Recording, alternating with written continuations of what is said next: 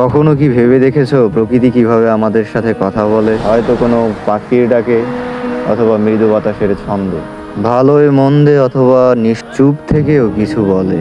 যদি বলি ফুলেরা যখন দোলে তখন সবচেয়ে বড় সত্যিটা শিখিয়ে দেয়।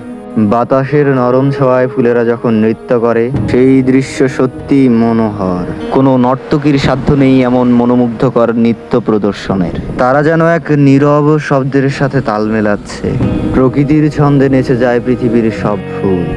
এরা বাতাসে দুলতে দুলতে যেন ইশারায় বলে, ওহে পথিক, ভাবছো কেন, কিসের এত ভয়? জীবন পথে চলতে গেলে বাধা পেতে হয়। এরা যেন এক জীবন দর্শন শেখায়, শিখিয়ে দেয় নতুন বার্তা। তাদের এই নীরব নৃত্য আমাকে মনে করিয়ে দেয়, জীবনের পথ চলায় যতই বাধা আসুক না কেন, প্রকৃতির মতো আমাদেরও অবিচল থাকতে হবে, ছন্দ মেলাতে হবে সময়ের সাথে।